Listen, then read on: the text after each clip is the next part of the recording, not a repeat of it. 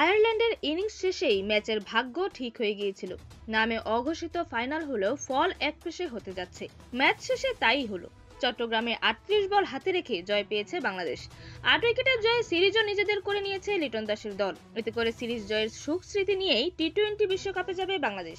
কেননা আগামী ফেব্রুয়ারিতে ভারত শ্রীলঙ্কায় শুরু হতে যাওয়া সংক্ষিপ্ত সংস্করণের বিশ্বকাপের আগেই আর কোনো আন্তর্জাতিক সিরিজ নেই বাংলাদেশের। ১১৮ রানের লক্ষ্যে ব্যাটিংয়ে নেমে শুরুটা ভালো করেন দুই ওপেনার তানজিদ হাসান তামিম ও সাইফ হাসান। চতুর্থ ওভারের শেষ বলে আউট হওয়ার সময় ২-৪ ও ১ ছক্কায় ১৯ রান করেন আগের দুই ইনিংসে ৪-এ নামা সাইফ। অন্যদিকে সর্বশেষ ম্যাচে 50 করে ম্যাচ সেরা লিটন দাস আজ দেখেছেন মুদ্রার উল্টো পিঠ। ৫৭ রানের বিপরীতে আজ ৭ রানে আউট হয়েছেন। তবে দলের অধিনায়ক লিটন দ্রুত আউট হলেও বাংলাদেশের সহজ জয়ই পেয়েছে।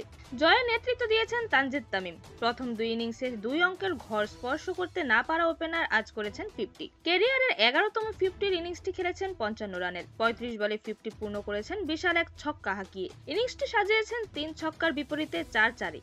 অন্যদিকে ৪-এ নেমে ৩৩ রানে অপরাজিত থাকেন পারভেজ হোসেন ইমন। আগের দুই ম্যাচে ওপেনারে খেলা ইমন ইনিংসটি সাজিয়েছেন ৩ ছক্কা ও ১-৪-এ। বাংলাদেশের জয়ের কাজটা সহজ করে দিয়েছে বোলাররা। বিশেষ করে রিশাদ হোসেন ও মুস্তাফিজুর রহমান দুজনেই সর্বোচ্চ ৩টি করে উইকেট নিয়েছেন। তাদের তোপে ১১৭ রানে অল আউট হয়েছে আয়ারল্যান্ড। দলের হয়ে সর্বোচ্চ ৩৮ রান করেছেন ম্যাচে একবার জীবন পাওয়া অধিনায়ক পল স্টার্লিং।